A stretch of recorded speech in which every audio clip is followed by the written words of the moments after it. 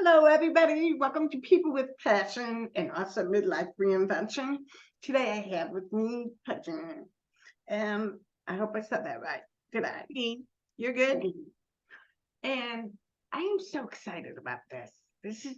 This woman is passion in action. And we're going to dive into her story. She's going to tell us her story. She has a story that has so many twists and turns to it. So welcome to the show and tell us about your journey. Where do we even start?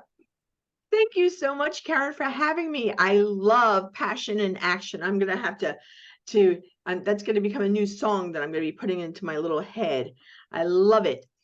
So I'm thrilled to be with you, thrilled to get to know you, thrilled to get to know people watching. And so my story, I think that everybody has what I call the violin story. Everybody has a story that how we approach it or how we look at it can either be like the violin that comes in and, cue music up, right? To have that sound. Or we can take that violin story and I could switch it to more of a guitar, of a hard rock. I'm showing up. I'm over here. So I choose to look at my story as a story of persistence and overcoming and following my path and following signs that I didn't know were signs, but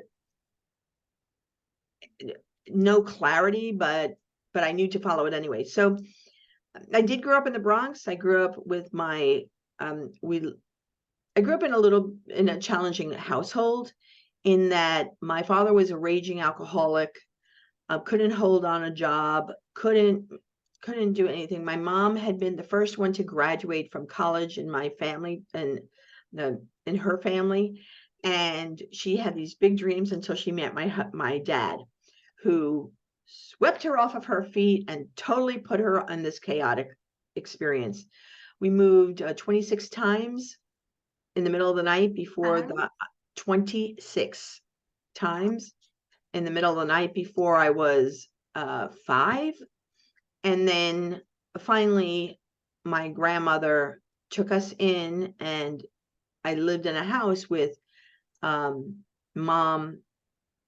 and at that time, dad, grandma, my abuela, and my aunt and her 2 boys. So we were a big family in the house. And my mom finally found a way to say, enough, I'm worth more, enough, you're out. So kicked my dad out. When I was 8 years old, he came banging into the house, hit my mom, grabbed my brother. They were tugging back and forth. My brother, it was a real dramatic scene. The police came. They took my dad, threw him on the ground, arrested him. And I was yelling at 8 years old. My defiant passion itself was saying, leave my daddy alone. Get your hands off of him. But they took him away. And then my mom got divorced in Puerto Rico, in Mexico. While I was gone, my dad kidnapped us. And my mom had found her power, her passion. And she was able to call him up, and she said, I'm coming back on Monday at 12 o'clock. They are to be on the front stoop. And my mom found this voice in her that was her ownership of herself. Well, needless to say, we were on the stoop by then. When I was 12 was the last time I saw my dad. He said to me, I love you, and he left. And I never saw him again. Right there is what led to who you are today. Oh, absolutely. Listen, the best thing women to grab their own power and passion. Exactly. To the world. That's what you do. That's what your business is about. Exactly. It was, at that time, how I perceived it all was, poor little piggy, look at what's going. I perceived it that way. I got very, very, I was a really angry teen. At the same time, my sister became a heroin addict and the local prostitute, and I wanted nothing to do with that, nothing. And so I became this rebel, this personality that don't mess with me, don't I was one tough cookie. And through that tough cookiness, I actually got involved with a gang. But I was the only one that never got beat up and never, because everybody's too afraid of me. They called me La Loca, because I learned that if I act, some days I'd be like, come on, bring it on, and loud, and other days I'd be singing, that sun will come out tomorrow. So I had these two kind of personalities. At the same time that was going on, my mom was seriously concerned about me, and she called Girl Scouts. And she called the Girl Scouts. At that time? I was 13. Oh, okay. So I had been a Girl Scout when I was a little girl, but, left. At 13, she called the Girl Scouts and she said, listen, I need a troop for my daughter. She's a tough cookie. She's in a gang. That same day, Mrs. B, who worked in Wall Street, called the Girl Scouts and said, I want to start a troop for tough girls. I don't want to be around nice girls, sweet girls. I'm looking for the toughest girls, and I want to start a troop for them. So it turned out that my mom and she hooked up, and two other girls who were also in gangs, their moms had also called at the same time. So we became probably one of the smallest troops, 3 of us, different gangs, meeting with Mrs. B at the local church on Wednesday. Girl Scout cookies? No, my Mrs. B said 2 things very clearly. She used to smoke cigarettes, and she would French curl the cigarettes, so she would smoke and the cigarettes would go up her nose. And she said, girls, this is my troop. Now let me tell you about us. We are not going to be selling Girl Scout cookies. Oh. We're not going to do arts and crafts. What we are going to do is you all think that you're so tough. I'm going to show you what tough women really are. And what we're going to do is every Wednesday, we're going to take the train and we're going downtown to Wall Street. And you are going to meet some of the toughest cookies. These women who are the only women in Wall Street, they're tough. They know what to do. They're fighters. And that's what you're going to meet. And that's what we're going to do. Wow. Now I have one requirement for you. The one requirement that we have with Girl Scouts is you can wear your chains, you can wear your jacket, I don't care. But you have to wear your Girl Scout hat. So back then, there was a cadet hat, which was a beanie with these little feathers that would go on. Well, let me tell you, we put that cap on, and we were like the coolest. We were like the guardian angels. We put it on a corner, and we each had our jacket on. And we would go every Wednesday. Mrs. B would take the train from Wall Street, pick us up in the Bronx, take us back to Wall Street. And she would stop women on the street who were clearly, muckety muck women.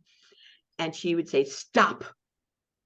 Tell these 3 girls, what made you get there? What made you do that? And these women would be clutching their pocketbooks, because we were long hair, bandanas, the thing. We look like, hey, what are you doing, And they would tell us, they went to school or what, they stand up and she would say, so tell us how you deal with the tough boys, the big boys. And then the women would have these stories about, how they found their power and how they don't take crap from anybody. And they cursed a lot, these women. They were elegant, gorgeous, but man, we thought we cursed. They took it to a whole nother level. And honestly, we were still teenagers. We were still little girls, right? And we would look at Mrs. B and we would think, she's nuts. Who does this? Well, I will tell you that care. Mentors who care. Oh, she was. And she just took us, she saw in us, she was showing us a potential. So I stayed in the gang till about 17 years old and was with Mrs. B for a couple of years. And then one day I was just on the corner and I was with Lefty and I was with Peanuts and I had my chains and I was smoking my cigarette and I was having my tough look. But inside of me, I was saying, I'm worth more than this. I know I'm worth more than this. Just show me a sign. And literally, I had the image of me on like a TV set. Now, of course, it's like a Zoom, right? But it was that image of me talking. And I just made a decision right then and there that I was leaving. I said goodbye to them. I didn't tell them what I was doing. I just said, bye, see ya. And a week later, I was on a plane to Spain. I had put 5 countries in a hat. I didn't know how to speak Spanish, even though my family was Spanish. They didn't talk to a Hispanic, and from Puerto Rico, my mom didn't talk to us in Spanish. So I ended up going to Spain, and there, my gumption, my passion, my determination, I was not going back. I was going to thrive. And in 3 years, I ended up opening 3 of the first bilingual nursery schools. And I ended up designing a skirt that became the biggest hit in Madrid that summer. And I still had a lot of growing up to do. I still had a lot, I learned that I can take charge. I learned that I was a leader. learned that I was tenacious. I was persistent, and I was tough. I definitely was living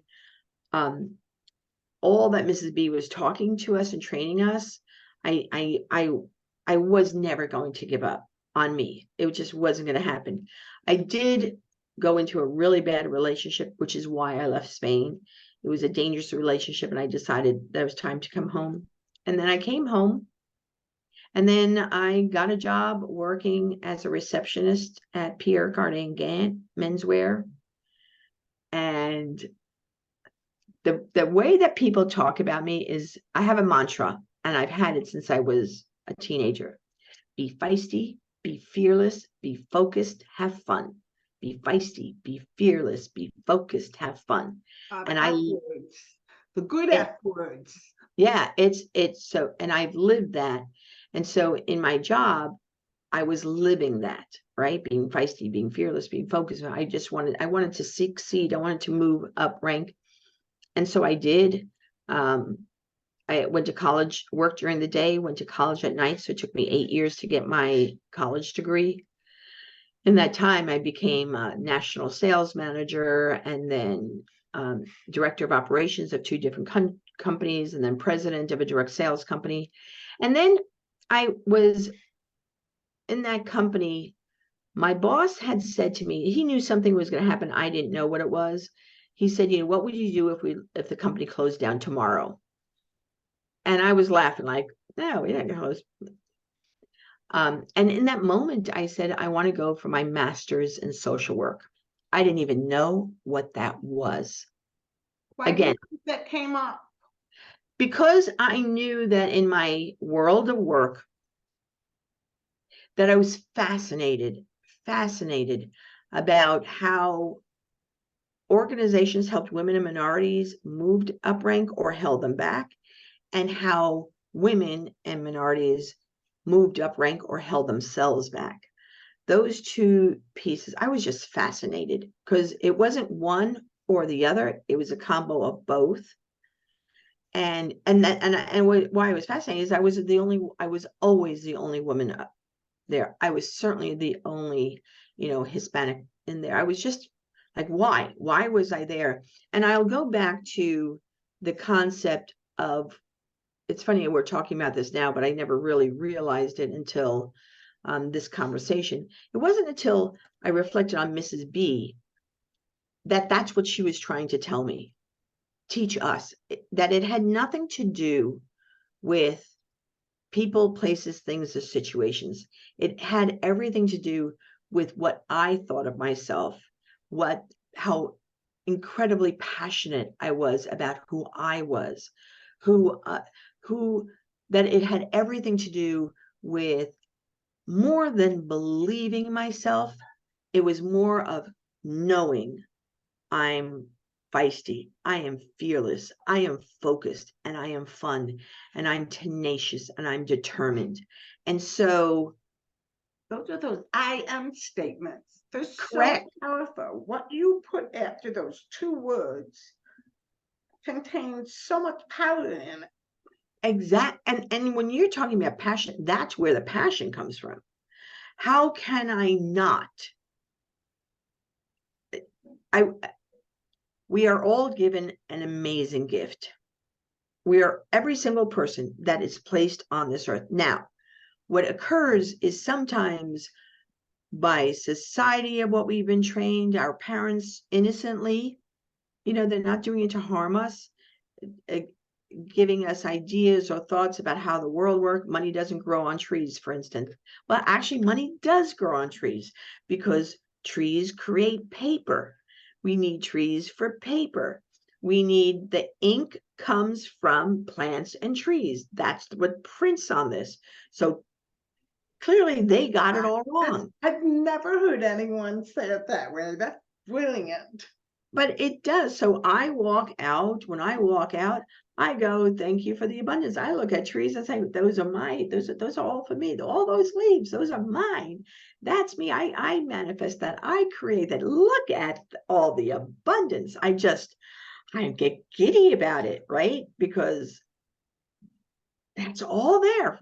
That I see that. So when I said I want to go for my master's in social work, that was the intention. And through that, I went in, I studied group and organizational development. My bachelor's had been in theater arts and education, because honestly, I thought it was the easiest way to graduate college was to do theater. But it never realized that the path, there's a song by Carole King about the tapestry of life. I didn't realize that what I chose to study in college and then what I chose to do my master's were part of a really important thread to where I become today. So Because you've got the theater that taught you how to present, and you've got yeah, the social work yeah, that taught you about people. correct. Two of them together and get you on stage. Exactly. Well, exactly. But I never thought about that. I never knew anything about speaking. I never knew about nothing. So it's really funny because I'm running companies and we are having conferences, we are having things, but I never thought that I was in my roles. I just didn't think of that we were hiring professional speakers. Like it was never, there was never a connection. Speaking, because you are in the Hall of Ah, Fame for yes. speaking. So I'm tell in us the about that. Motivational Speakers Hall of Fame, and I'm in the Hispanic Speakers Hall of Fame. Well, it goes back to when I went social work. Social work required me to do an internship. And the company I had been working with had closed down. So I still needed to make, I need to earn a living. So I needed a paid internship. And I found one through the Salvation Army. I went in to Bushwick, Brooklyn. I mean, it was the middle of all the gang wars. And I go with my high heels, my business suit to this meeting. It was so funny because who became my boss, she was like, who are you? And I'm sharing what I did. And she's like, because you sure you want this job? I said, yeah, I do. So I became the coordinator at that time for a early childhood and mothers program for drug abusing moms. And I brought my perspective. I believe that every woman should know how to sell, because if you know how to sell, you'll always have a job. That's so true.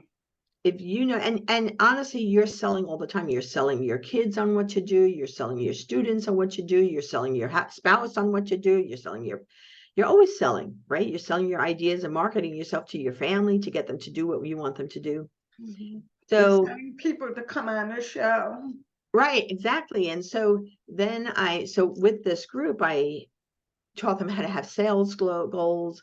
They never had been out of Bushwick, Brooklyn in their life. Out of Bushwick, Brooklyn, they didn't even go to other parts of Brooklyn. They didn't even go to Manhattan. So I wanted them to go to, we wanted to go to Sesame Place in Pennsylvania. And sorry. And no matter, so we've been married over 40 years. You were talking about Brooklyn. Yeah. And So teaching people how to sell themselves. How to sell themselves. So we made these goals up, and I went to Home Depot, and I asked them to give me all the plants that were dying and all the paint that they were going to throw away. And I taught the women how to paint colorful, and we repainted the whole office so it didn't look like that drab green. Let's put bright light. I had them nurture the plants, so then we had plant sales, and that's how we raised the money, and we got these great buses, and we went. Well, that led me to get promoted to another job where I was working with gangs, and I was working with 1,000 teen moms and high potential to become teen moms a month. And I created a whole system to change how they see themselves in the world. One of the things that we did was to practice to being on a TV talk show. And that when you're vibrationally putting out something, that will come to you. So this was just, I wanted them to practice telling their new story of who they are, not the old story of who they were. That's why we had this make-believe talk show. Well, one day we get a call from Montel Williams, who had a really big TV show way back when.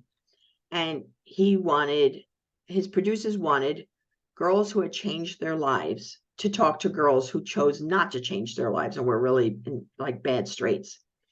So they interviewed my girls we have been practicing, right, all this time on the TV show. So they interviewed the girls, and they said, well, what made you change it? They said, oh, you don't know Pegine. She doesn't let you go back. You can only go forward. You don't understand. It's because of Pegine. So Montel, the producers told Montel says, get her on our show. So I came into work one day, and they were like, Montel's on the phone. I'm like, so anyway, I ended up going on Montel's show. That show, he won his first Emmy. And then I was on his show 32 times. And then he's the one that took me into a green room and said, when we were in the green room, he goes, Pegine, you have to get out of here. You have to be speaking. Nobody speaks the way you do. Nobody talks the way you do. Nobody says the things the way you do. You need to be a speaker. I said, I don't know what you're talking about. And he said, before I had my show, I was a professional speaker. I was out there, and you need to be out there. I'm like, you had a mentor that saw your ability and believed in you and pushed you. Pushed me big time. So valuable. When you find that person who can push you, I mean, all of a sudden your potential just opens up even more. Absolutely. Absolutely. So he is the one that told me about it, educated me, and that's how I started speaking. And I've written a lot of books, and now speaking all over the place, and now I mentor other speakers to speak. And I work with women, especially women speakers, to be bold, be brave, be seen, be heard, and be paid well. So we go, be bold, be brave, be seen, be heard, be paid well. So I bring, I love the word passion to action that you shared. I choose to see my life as passion and action. I choose to embrace every moment with passionate glee. I choose to know in the morning, I always have a choice when I wake up. I always have a choice. I can say, good morning. I've got fingers to scratch my head, look at me, wiggle my toes. I do this thing in a minute, but I go, I scratch my head, I wiggle my toes. I go, I can breathe. How freaking cool is that? And I do get excited about it, and I do come out, and my husband always laughs because I'll say good morning, and he knows when the rare times that I don't wake up like that, he'll say, what's going on, what's happening, And then I have to go in, I have my in my room, my meditation chair, and I just know that it's so important for me to sit in quiet and focus on my breathing and just allow myself to allow my highest best self to show up. And it's really important to me. So where a lot of people talk about the inner child, right? Nourishing. I had to move past that and say, my inner child is healed. My inner child is awesome. Who I choose to connect with is Pegine Power. Pegine Power is my internal power that adores me and loves me and cares. Like you have Karen Power inside of you that adores you and loves you and believes in you and wants you to be your highest, best, your most magnificent self. And I have to do that. I have to honor Pegine Power. And that's my passion to do that, to teach other people to do that, to encourage people to be feisty and fearless and bold and brave and just step out, right? Step out and own yourself with knowing that there's just, seriously, every day is like a gift that we have. So true. Let me ask you this. That word passion, what does it mean to you and how do you define it? So the word passion for me is enthusiasm, Okay. ecstasy. Sometimes I'll say it's orgasmic. It's the sense of being intentional of the kind of life that I choose to be.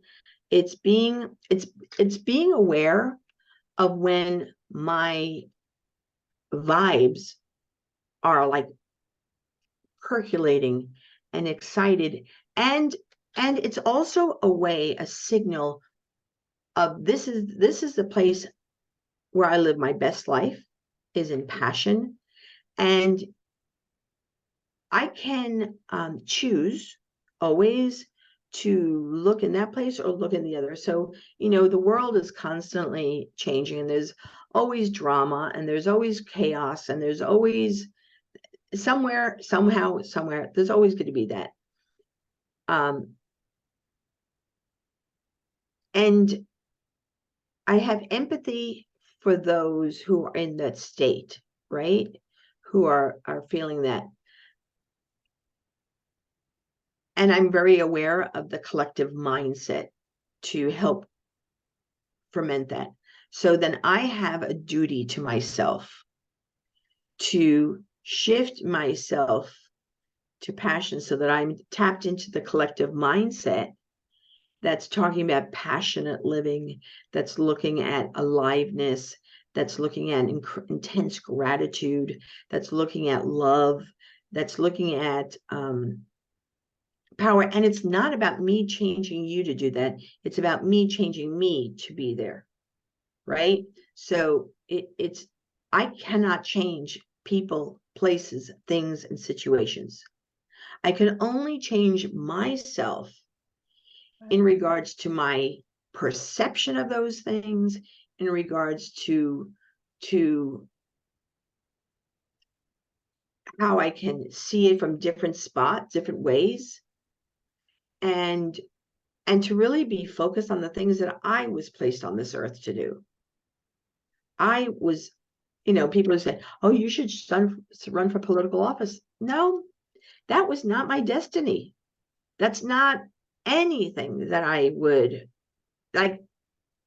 It's not your greatest potential and your highest good. Yeah, it's not, and it goes back to the passion. It's not my passion. Am I interested in what goes on? Yes. Would I want to live 365 days, 24 hours a day in that? Heck no. Do I love, oh my gosh, Karen, do I love being on, writing and inspiring people. Oh, I just love it. Do I love helping women be bold, be brave, be seen, be heard, and paid? That's passion. That's giddy. That's purpose. That's joy. That's to be able to share my story, to know that my story has purpose, right? The path that I went on was to have purpose. So that's what I look at. You talked about vibration and vibes and manifesting.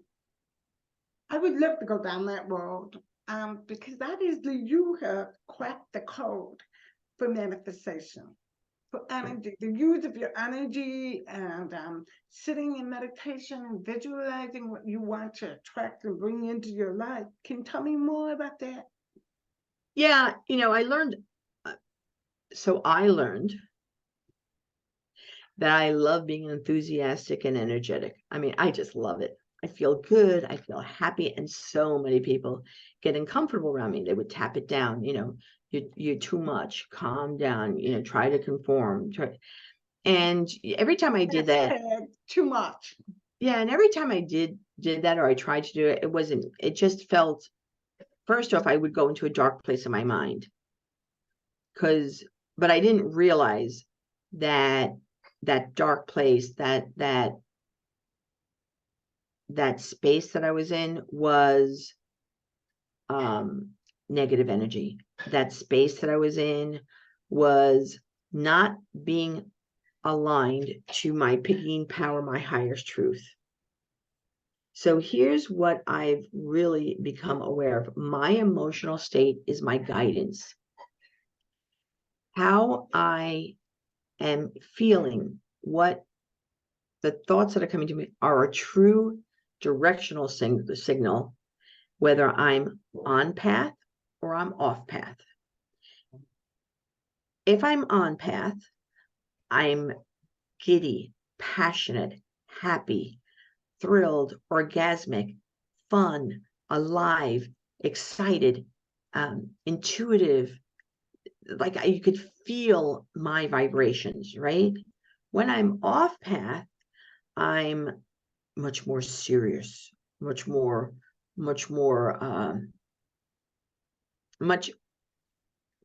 sometimes my thoughts are just in a dark place. I'm attracted to looking at the news. I find myself being in spaces where my energy is being drawn down, right? Now it's not them doing it, it's me doing it to me. So once I got clear that, oh my gosh, I had the choice to go this way. And I'll tell you one of the days that this occurred for me was my husband and I had a big fight and I was angry. Oh, Karen, I was so angry. And I got in the car and I was going to drive to my mom's house. And to drive to my mom's house, there's one road that's very, very no traffic. It's just a long kind of country road. And I was on fire. Angry. And I'm driving around, and as I'm going driving, there was a swoon of butterflies. Hundreds of butterflies passed in front of me. I mean, hundreds. So I'm driving, I'm angry, and I see this swoon of butterflies in front of me, and I went, oh, wow, look at these butterflies. Oh my gosh, this is gorgeous. Wow. And I had stopped the car, and they're, whoa, like I was high. And they passed, and I continued to drive, and I suddenly had the realization, wow, I just went from anger to this high in a millisecond. So I went, and so I'm driving down the road, and I started having this lever: be angry, be happy, be angry, be happy. And I was just fascinated. It was suddenly like, oh my gosh, I get to decide. It's nothing that happens there. I have the power to decide where I'm focused on. I have the power to decide where I want to focus. I have the power to transform myself. And so that's when I started really being aware that I can turn my head and shift it to another direction, right?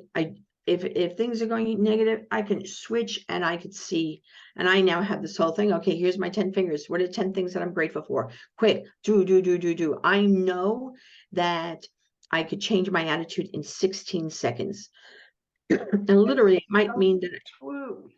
I will time it 16 seconds. Like, okay, 16 seconds, and I'll put my hands up like this because I'll be maybe in a bad place or sad, and I'll go, okay, this is not the state that I want to be. Okay, think I got legs, I could talk. Oh my God, I just talked to Karen. She can't hear, but I can hear. Look at that, how great that is. Oh my gosh, I have fingers that I count on. I go through this process, and suddenly within 16 seconds, I'm back to my passionate, positive self.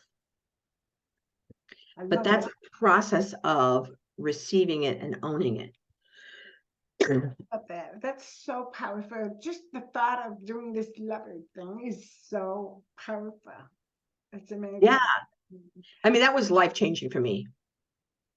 You have done so much in your life. When you look back, can you share one of your aha moments in your life? And an aha moment, I write about that in my book, is a moment that sticks out in your mind. It's a moment that you relive over and over. It's a moment that brings incredible joy and amazement and awe when you think about it. What comes to mind? Oh, I have a lot of awe moments. I have a lot of awe moments. I think, well, in business, I will tell you one of my super awe moments was sitting in the audience. My company had been picked as the producer for one of the largest global events in the United States, which was the 50th commemoration for the Vietnam War. And my keynote speaker was President Obama. My MC was Tom Selleck. I had Wow. 10,000 attendees, all branches of the military. We had worldwide coverage of it. And so if you see this picture, can you see this picture? Wow. So I was a moment. And I was sitting there saying, here they are. So, I was sitting there and I was saying, I did that. Amazing. I did that. I hired over 20,000 employees. I personally put these flags on top of the Vietnam War wall. And I did something that was that it took me 3 weeks. People said it would be impossible to do. And I did it. I pulled it off. My staff pulled it off. That is passion in action. Wow. We could talk forever. We've got to wrap up here. So let me ask you this. What is the most valuable piece of advice that you could give someone who wants to dream bigger, who wants to live bigger, who wants to tap into that energy of passion? What advice would you leave them with? I would tell you to be feisty, be willing to be after your own dreams, be willing to say that you can do it, be fearless. Being fearless means it isn't that you don't have fear, it's you do it anyway, in spite of the fear. You just keep on going, right? Be focused, never deviate from what you want to and where you dream. It might take a long time. Just don't lose it, because if you dream it, it means that you can achieve it. If you're thinking it, it means that the results are already there. You just have to walk the path to realize it. So be feisty, be fearless, be focused, and have fun. This is a beautiful, magnificent world. And your job is to find the fun, whether that means that you take off your shoes and go outside and put your feet on grass, or whether it be that you go outside and you go hug a tree, just saying, look at all the abundance you have given me, you beautiful tree, you beautiful tree. Look what you've given to me. Or that you just giggle, and you could giggle by yourself. Just do that. So that's what I would say. Be feisty, be fearless, be focused, have fun. It's beautiful. What an amazing way to wrap up this fantastic interview. I thank you so much for your time in here. Thank you. Thank you so much. I so appreciate you very, very much. This was great. Really, really thank you. Thank you all. Let me stop this, and we'll cut that end off.